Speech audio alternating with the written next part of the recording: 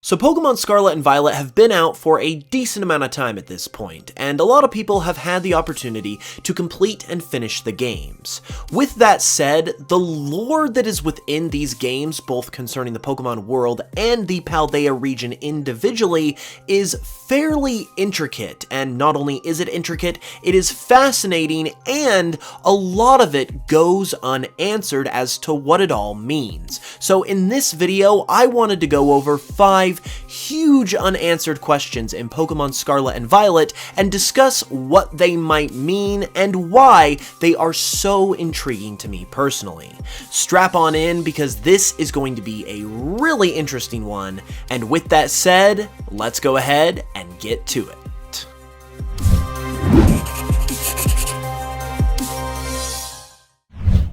So today's look into Scarlet and Violet's unanswered questions has been made possible in part by today's amazing sponsor, Manscaped, and their Platinum Package 4.0.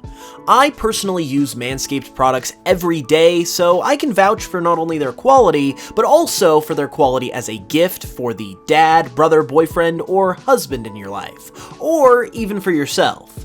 The Platinum Package has everything you'll need to look and feel your best, like the iconic Lawnmower 4.0 razor that not only comes equipped with skin-safe technology to prevent nicks and cuts, but it's also cordless, waterproof, and it even has a built-in LED light to make sure you don't miss any of those pesky loose hairs while shaving. The Platinum Package also comes with the Weed Whacker nose and ear hair trimmer, which is also equipped with skin-safe technology, the Crop Preserver and Crop Reviver body spray, aluminum-free deodorant, and Manscaped's signature body wash and 2-in-1 shampoo and conditioner, which are my personal favorites because the shampoo is great and I honestly don't think I could ever go back to another body wash. I mean, seriously. This all-in-one package truly does make the perfect gift, and by using the link in my description and code HoopsVGM at checkout, you can get 20% off plus free international shipping. Not to mention that you'll also get 2 free gifts with your order as well, the Shed Travel Bag and Manscaped's own anti-chafing boxer briefs. Again, you can check that out with the link below, and a big thank you to Manscaped for helping to make videos like this one possible. The first unanswered question I wanted to discuss is that of the imagined Pokemon.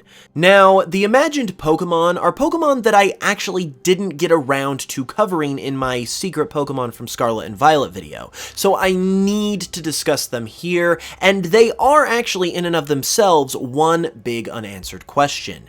If you take a look at the Scarlet book or the Violet book after you complete the game, which can be located in the entrance hall of the Academy in Mesa Goza, there are a bunch of different very interesting things you can read about the history of the Paldea region, and one of them concerns supposed imagined Pokemon. If you take a look at what this particular entry has to say, it will show a picture of what appears to be a Pokemon that is the combination of either the legendary beasts from Johto if you're reading the Scarlet book, or the Swords of Justice from Unova if you're reading the Violet book. And the entry associated with these pictures states that they are artists' renditions of what more Pokemon might look like if they end up finding them within Area Zero.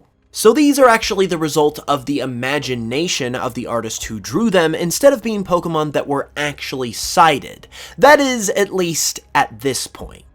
Whether these are currently imagined or not, having a full-on illustration of these Pokemon within the book is a very heavy implication that these are actually Pokemon that are going to be introduced into the game at some point in the future, likely within DLC. However, I guess the ultimate unanswered question here is, what is going to be the ultimate purpose of these Pokemon? Will they in fact be introduced in future DLC? Will we be getting DLC for these games at all? And if they are introduced in future DLC or content updates, what is going to be the purpose of them? How are they going to get themselves into the Paldea region? And why do they look like all 3 members of their respective trios fused together? Which is definitely significantly different to the appearance of the other Paradox Pokemon, which the books also detail. In the legendary beasts case, it's also very interesting that we are getting yet another special Johto Pokemon here, because as I mentioned in this video on the possible hint to the next Pokemon game in Scarlet and Violet, there is a ton of Johto representation going on that I feel like could be indicative of something Johto related coming in the future, and this just adds fuel to that fire. However, there also have been a lot of Unova things going on recently, both in Scarlet and Violet and prior games, and so it's interesting to see the inclusion of the Swords of Justice here as well, so these guys could even have some implications for the longer future of Pokemon and what their plans are outside of just these games. And what it all means is a very, very interesting question that I can't wait to find out the answer to. However, not every single one of these questions in Pokemon Scarlet and Violet are ones that I believe are meant to be answered. I believe there are some things here that are meant to be kept a mystery. And one of those in particular is basically all of the backstory surrounding the King of the Paldean Empire. If you take the history class with Miss Ryfort at the Naranja and Uva Academy, you will eventually learn about a king that existed around 2,000 years ago, back when Paldea was known as the Paldean Empire.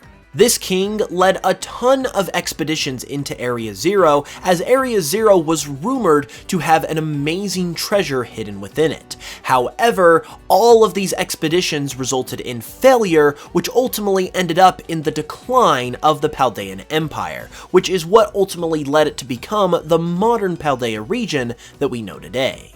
Now, this backstory is interesting enough on its own, but it becomes more interesting the more dots you start to connect throughout the game, and the first major one of those dots that connects back to this backstory are the Treasures of Ruin.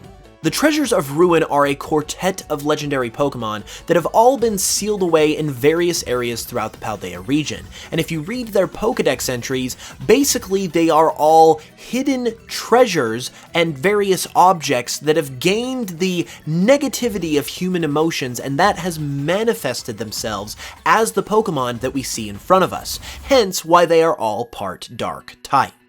The other thing that one of the dex entries of these Pokemon mention, however, is a king, as it states in Wo Chin's Scarlet dex entry that the grudge of a person punished for writing the king's evil deeds upon wooden tablets has clad itself in dead leaves to become a Pokemon.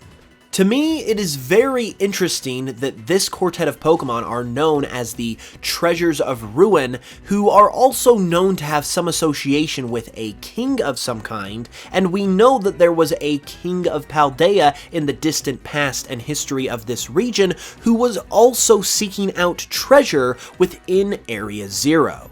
So it seems to be the case that there is some connection between the King of the Paldean Empire and the Treasures of Ruin as Pokemon. It seems like this king, whoever he was a pretty bad guy who brought a lot of negative emotions in both himself and to his people that he ruled over, and ultimately that manifested itself in these Pokemon, who ultimately had to be sealed away due to their destructive nature, which was created by the manifested negative emotions of all these people.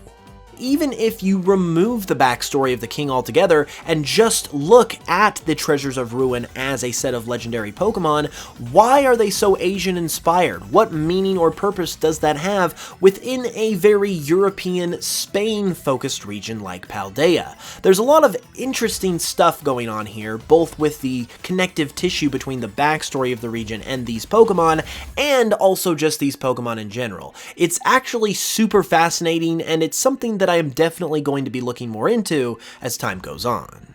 The third unanswered question that I wanted to talk about today is the true identity of the person known as Heath.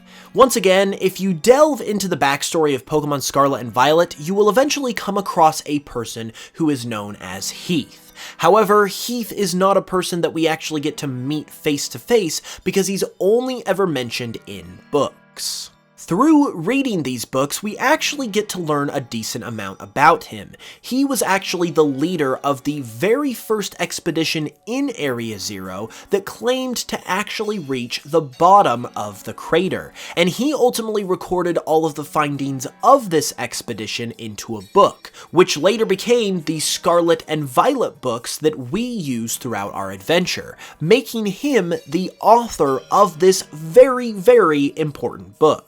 If you go read this book within the entrance hall of the Academy after you beat the game, as I mentioned earlier, you will actually even get to see a couple of pictures of Heath and what he actually looks like.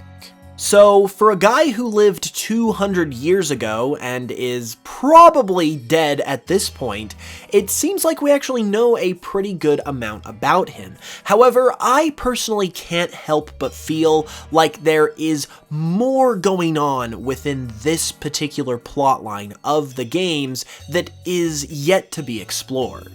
If Heath's character does end up just being backstory in the way that it is presented in the games currently, then that's great. But with all of what is left unsaid about this part of the game in particular, and all of the implications and rumblings about possible DLC, which seem to be like they will focus on this part of the game if they do indeed happen, seems to indicate that there might be some more left on the bone, if you will, as far as Heath and the role that he is yet to play, especially when you consider that this game is all about time and time travel. So he might have lived 200 years ago, but I don't think that is going to stop him from making possible future appearances in future DLC, potentially in person, because after all, we know that he was the head of the expedition team, and we know that Area Zero is ultimately the ground zero, if you will,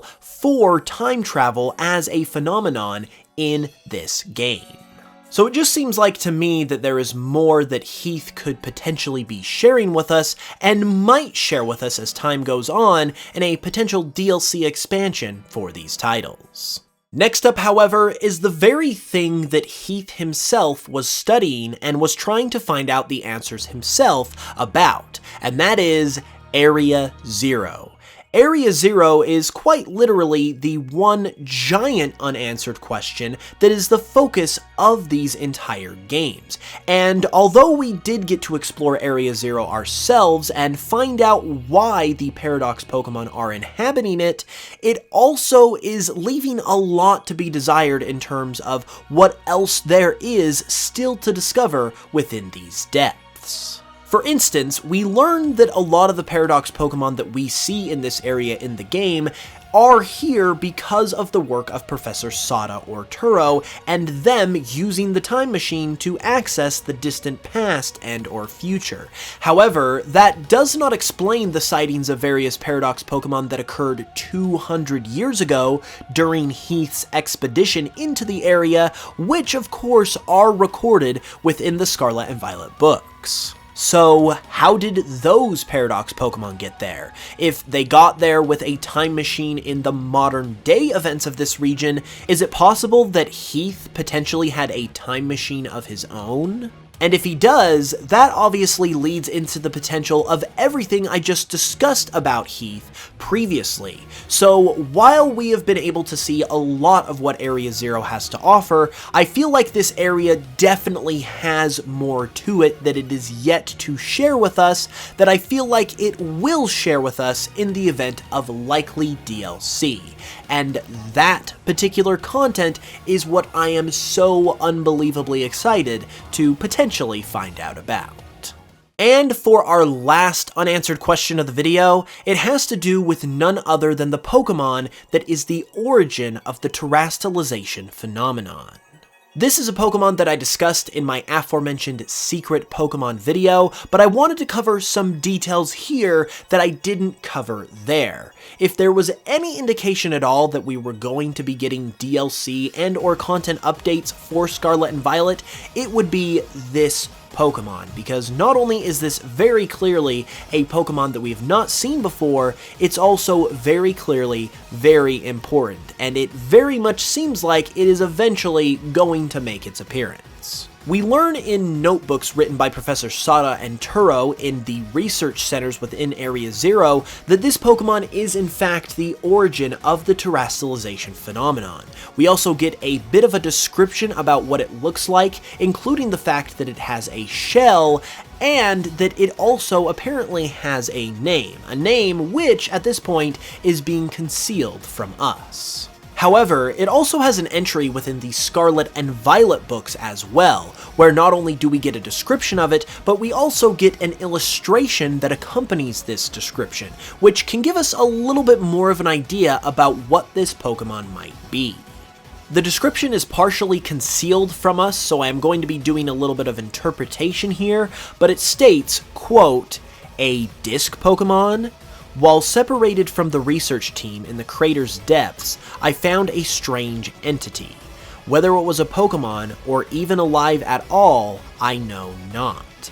It bore a shell with layers of overlapping hexagons, and gleamed brighter than gemstone.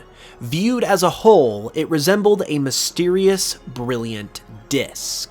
Now, truth be told, it is really hard to make out what this Pokemon is supposed to be based on that description. The most defining aspect of it, however, is definitely the fact that it has a shell, leading some to believe that this could be a turtle Pokemon of some kind, possibly based on the world turtle, which does seem to kind of go in line with the illustration that accompanies this description. And of course, the existence of this Pokemon at all, even if it is just within the pages of various books, brings about a lot of immensely exciting unanswered questions, like how did this Pokemon get within Area Zero? Does it also come from the past and or future? How is it the origin of terrestrialization? And when we do inevitably get to see this Pokemon in whatever kind of update it comes in, where is it going to come from? How is it going to be discovered? What other bits and pieces of lore and story is it going to bring with it? This is definitely a very, very exciting thing that is even more exciting considering these are answers we're very going to likely get, which means you're going to very much want to pay attention to these games and what happens moving forward within the next couple of months or so when DLC or content updates are very likely going to be announced. With that said, however, those are some of the biggest unanswered questions in Scarlet and Violet in my opinion. I think all of these are fascinating and I want to know the answers to all of them, and I'm very excited that we will at least seemingly get the answers to some of them. But now I want to know what you guys think. What do you think about all these questions? What do you feel like the answers are? Let me know in the comments below, and be sure to leave the video a like and subscribe if you're new for more Pokemon Scarlet and Violet content just like this. With that said, I will be back very soon with another video, and until then, as always, thank you guys so much for watching this one. I really appreciate it, and I will smell you guys later.